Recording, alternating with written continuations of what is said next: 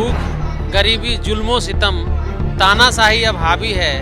हिंदू, मुस्लिम, सिख, ईसाई सबका सपना कहाँ गया।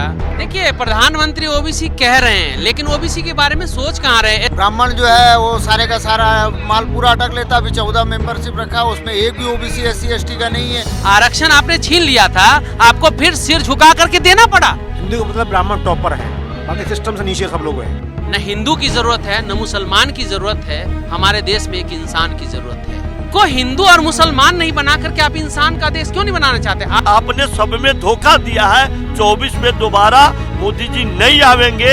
मैं तो कहता हूँ आप ऐसा काम कर दें कि पूरा देश ही मंदिर हो जाए, शिक्षा का मंदिर हो जाए। कि हमारे करोड़ों व्यापारी लोग आज रोड पे आ गए। मिस्टर MK स्टालिन 24 का अगला PM होगा।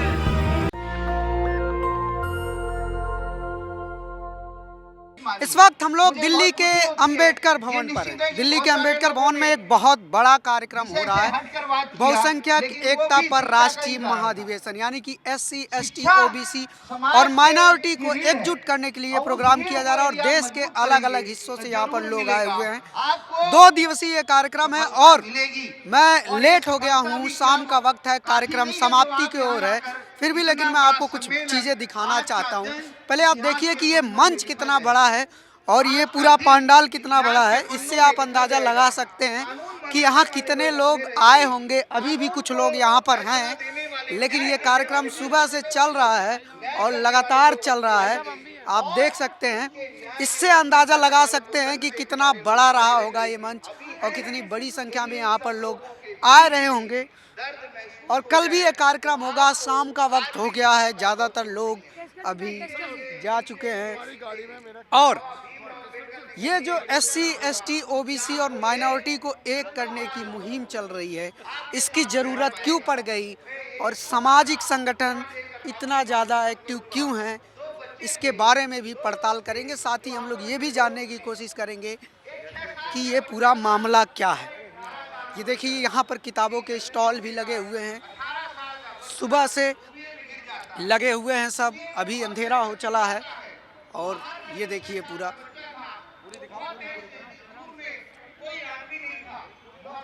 हर तरह की किताबें हैं। पूरा दलित OBC सब तरह का लिटरेचर है, बाबा साहब का लेखन है। यहाँ पर अलग अलग तरह के प्रतीक हैं और यहाँ पर अच्छी किताबें हैं, काफ़ी अच्छी किताबें लगी हुई हैं यहाँ पर, आप देख सकते हैं। और हम आपको दिखा रहे हैं और हम आपसे बातचीत आप लोगों से बताएंगे क्यों ज़रूरत पड़ रही है सर इस वक्त SC ST OBC को लेकर एक महाधिवेशन करने की। देखिए, भूख, गरीबी, जुल्मो सितम, तानाशाही अब हावी है। हिंदू, मुस्लिम, सिख, ईसाई सबका सपना कहाँ गया। ढूंढ रही है नम आँखों से वो भारत अपना कहाँ गया। यही कारण है कि SC ST OBC और माइनॉरिटी जो 90% का समाज है, आज हर जगह से उनकी हकमारी हो रही है। चाहे शिक्षा में हो, चाहे वो न्यायपालिका में हो, चाहे वो कार्यपालिका में हो, चाहे किसी भी जगह पर हो, उनकी हकमारी बहुत ज़्यादा हो रही है। तो आज देश को जो 90 करोड़ लोग हैं, जो छत बिछत हो रहे हैं, उनको एक प्लेटफॉर्म पर आकर के और अपने हक की चिंता करनी चाहिए। उनको जानकारी होनी चाहिए कि जो हमारे महापुरुष थे, जो हमारे जो सामाजिक चिंतक थे, उनके विचारों को मारा जा रहा है। जिस दिन उनके विचारों को हम पढ़ करके उनके रास्ते पर चल पड़ेंगे, उस दिन अंबेडकर और फूले के सपनों का भारत बन जाएगा। इसीलिए हम देश को एक करना चाहते हैं। SC समाज भी है, ST OBC माइनॉरिटी सारे, प्रधानमंत्री भी OBC हैं, उनको नहीं बुलाया आप लोग? देखिए, प्रधानमंत्री OBC कह रहे हैं, लेकिन OBC के बारे में सोच कहाँ रहे, SC ST के बारे में सोच कहाँ रहे। आप जरा मुझे बताइए कि हमारा जो समाज है आज शिक्षा में बहुत पीछे है। आज उनको दारू की दुकान खोलने के लिए पूरे देश में कोरोना नहीं है, लेकिन शिक्षा की दुकान बंद कर दिया उन्होंने। क्या आज शिक्षा की जरूरत नहीं है? आज क्या हम आज कहीं भी नौकरी मांगने लायक नहीं है। हमारा समाज बहुत पीछे जा रहा है। शिक्षा अगर हमें हमारे समाज को नहीं मिलेगा तो हम अपने हक की बात नहीं कर सकते हैं। जब तक हम अपनी कलम मजबूत नहीं करेंगे तब तक हमें गद्दी भी नहीं मिलेगी। शिक्षा नहीं लेने चाहिए। मोदी जी शिक्षा की बात मैं नहीं कह रहा हूँ, लेकिन मैं अपने शिक्षा की बात करूँ कि हमारा समाज शिक्षा में बहुत पीछे है। क्यों पीछे है? पीछे इसीलिए क्योंकि उनको कोई सुविधा नहीं मिल रही, उनके साथ हकमारी हो रही है। आप शिक्षा को व्यावसायिक बना दिए हैं तो हमारे जो गरीब जनता है वो कहाँ लेगी, कहाँ लेगी? आज आप स्कूल, प्राथमिक स्कूल आप बंद कर रहे हैं, ठीक है। आज देहात गांव में जाकर के आप देखिए सारे मिडिल स्कूल आप बंद कर रहे हैं।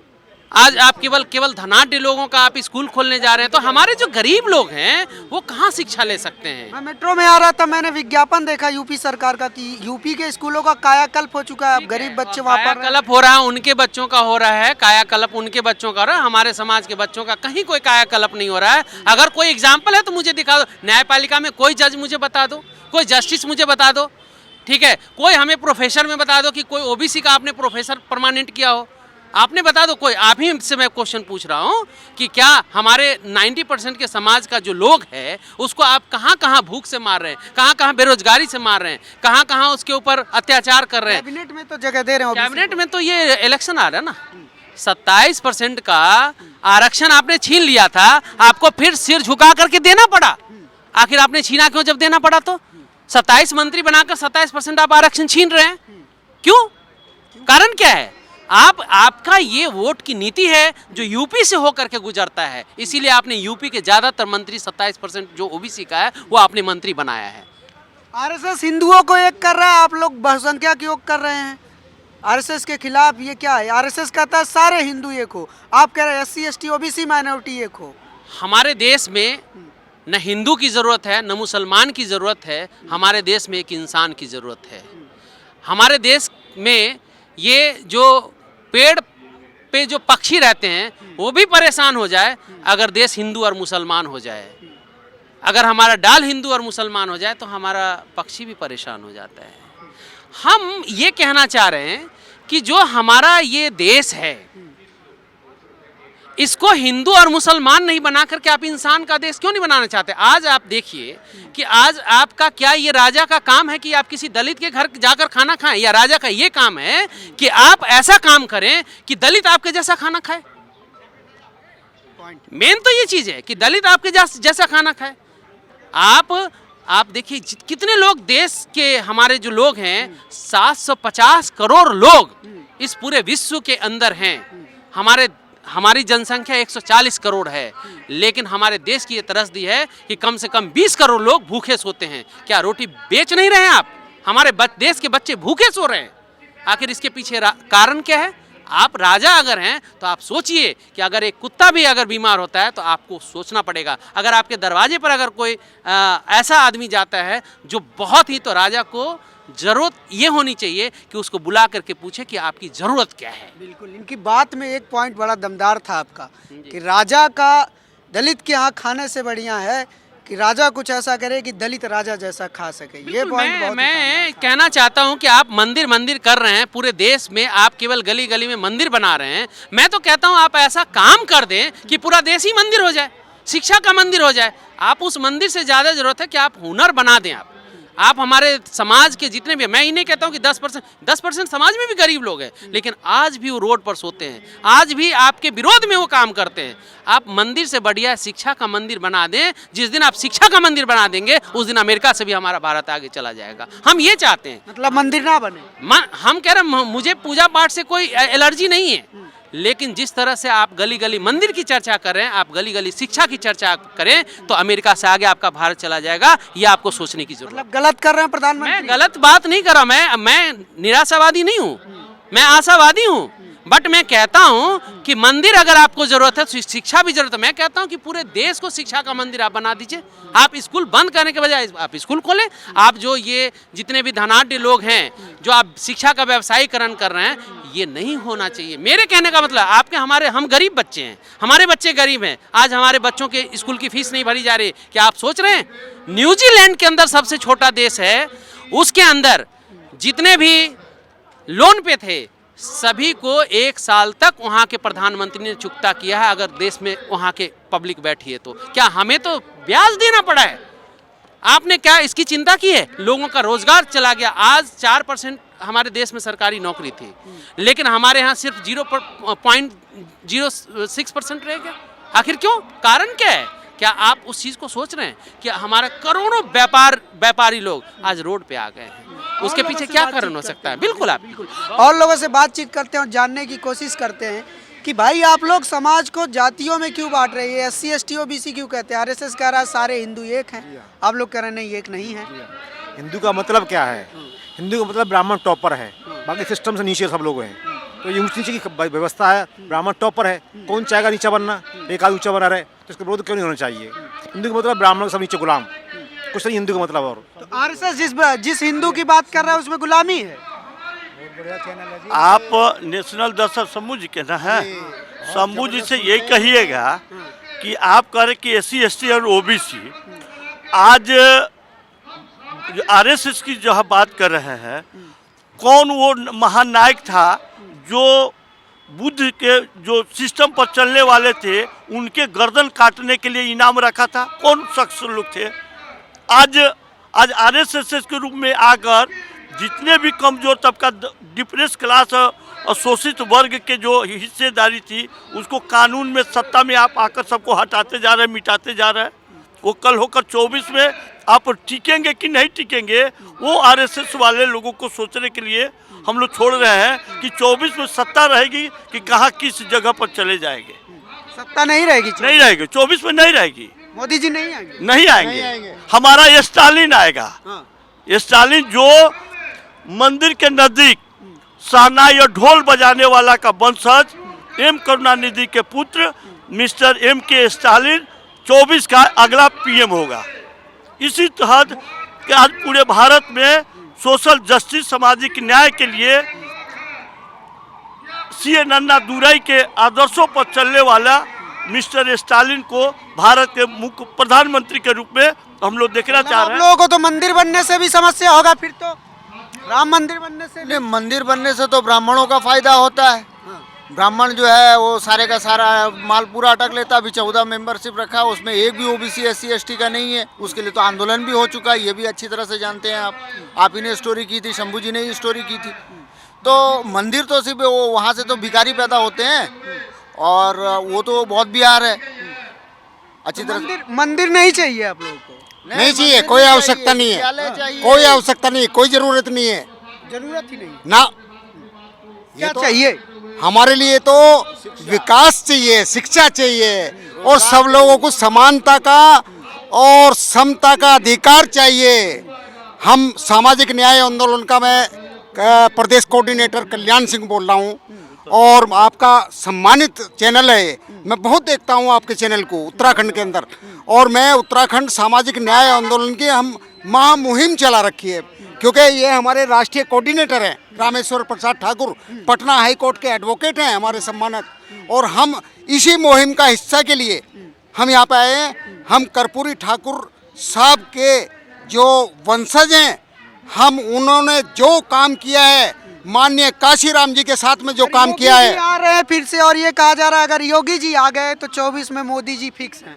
आप कह रहे हैं मोदी जी जा रहे हैं। उत्तर प्रदेश में 424 में वो हवा थी। 2 अक्टूबर 2017 को आपने मांस का लेथड़ा दिखा करके और आप रोहिणी कमीशन गठित किए। उसी लोभ में डिप्रेस क्लास के, वंचित वर्ग के लोग आपके आशा में फंसकर हम लोग आपको सरकार में तो बना दिए, बल्कि वो वहाँ सामाजिक न्याय की जो धारा थी, सामाजिक न्याय का जो वो मामला था, वहाँ वर्गीकरण का केंद्र में रोहिणी कमीशन के मामला था और जस्टिस राघवेंद्र कुमार के माध्यम से वहाँ कमीशन सामाजिक न्याय की तहत वर्गीकरण के सवाल था। आपने सब में धोखा दिया है। 24 में दोबारा मोदी जी नहीं आवेंगे, आवेगा वहाँ SC ST और डिप्रेस क्लास के लोगों के आगे अधिक प्रतिनिधित्व जाएंगे। OBC की बात करने वाला प्राइम मिनिस्टर चाहिए आपको। OBC में भी डेवलप OBC जैसे सामाजिक न्याय की बात करने वाला 80, 50, 403 में 100 गो का विधायक चला जाता, वैसे को नहीं। जो डिप्रेस्ड है, जो दबे कुचले कमजोर है, वो जीत के जाएगा आपकी लखनऊ विधानसभा में 2024 के। आप अपना परिचय बताइए सर। इंग्लिश, तमिल, तमिलनाडु से भी लोग आए हुए हैं भाई। इसमें मतलब प्रोग्राम बड़ा था साउथ से भी, जम्मू, अभी मैं सुन रहा था जम्मू कश्मीर से भी लोग आए हुए थे। यहाँ है क्या कोई जम्मू कश्मीर का? सब जगह से आप लोग। आप कहाँ से हैं? मैं महाराष्ट्र से हूँ। मेरा नाम चंद्रकांत पगारे है और मैं पैगाम संगठन का क्यों आ रहे हैं आप लोग यहाँ महाराष्ट्र से दिल्ली में आने की जरूरत क्यों? ये जरूरत इसके लिए पड़ी कि सामाजिक परिवर्तन जो है इसकी लहर देश में उमड़ चुकी है और ये परिवर्तन का कार्य जो है बहुत जल्दी होने वाला है। तो ये खुशी है हमें, इसलिए हम यहाँ पे आए हैं महाराष्ट्र ये से। सरकारें जो हैं वो क्या SC ST OBC के लिए काम कर रही हैं? देखिए, आज जो आपको भी पता है कि देश में क्या माहौल है, लेकिन हम आशावादी है और बहुजन समाज संगठित होते ही ये हमारा जो हर समस्या जो है वो मिट सकती है, इसका विश्वास हमें है। आप अपना परिचय बताइए। हाँ, मेरा नाम अनिल कदम है। हम भी मुंबई से हैं। मुंबई से हैं अनिल कदम, बहुत बढ़िया। साथ में है। अच्छा, साथ में है। अच्छा, तो और लोगों से हम लोग जानते हैं, बातचीत करते हैं। आप कहाँ से आए हैं? हम मुंबई से आए हैं। अच्छा, क्या नाम है आपका? प्रतीक देहाड़े। जी, आप क्या काम करते हैं? मैं डॉक्टर हूँ। डॉक्टर हैं और इस तरह के सम्मेलन में आ रहे हैं, क्या मकसद है? बस हम भाईचारा चाहते हैं इस देश में, इसलिए इस सम्मेलन में हमारी उपस्थिति भी प्रार्थनीय है, उसकी ज़रूरत है। जी, बहुत बढ़िया।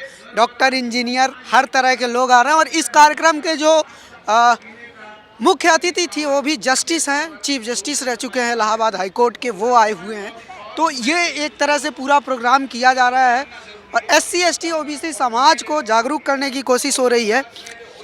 सवाल यही उठकर आता है कि ऐसा क्या है, कुछ लोग इस पूरे सवाल को डाइवर्ट करने की कोशिश करेंगे, लेकिन सवाल तो ये बनेगा और बनना भी चाहिए कि आखिर कुछ तो है इस पूरे सिस्टम में, इन सरकारों में, कुछ तो है इस समाज में जो गलत है और जिसकी वजह से इस समाज के अंदर आक्रोश है और लोग आक्रोशित हो रहे हैं, तभी इकट्ठा हो रहे हैं। सर, आप एक बार अपना परिचय बता दीजिए। सर, आप अपना, अच्छा, आप लोगों से बातचीत हो गई है, ठीक है। तो मेन सवाल उठकर यही आता है कि आखिर कुछ तो है इस पूरे सिस्टम में, ये जो कुछ भी हो रहा है, जिस तरह से सरकार चल रही है, जिस तरह से व्यवस्थाएं चल रही हैं, उस व्यवस्था में कुछ लोगों को इनजस्टिस मिल रहा है, बहुत सारे लोगों के साथ गलत हो रहा है, इसीलिए तो लोग इकट्ठे हो रहे हैं। आखिर क्या ज़रूरत पड़ती है किसी को जम्मू कश्मीर से इस सम्मेलन में आने की? आखिर क्या ज़रूरत पड़ती है किसी को तेलंगाना से, तमिलनाडु से इस सम्मेलन में आने की?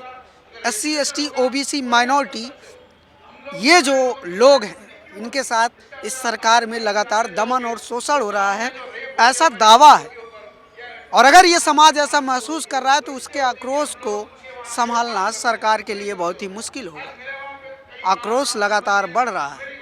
उत्तर प्रदेश में भी OBC आरक्षण पर हमला हुआ और वहाँ पर 18,000 से ज़्यादा SC ST और OBC के बच्चों को आरक्षण नहीं दिया गया, जो कि पिछले 5 महीने से लखनऊ में धरने पर बैठे हैं।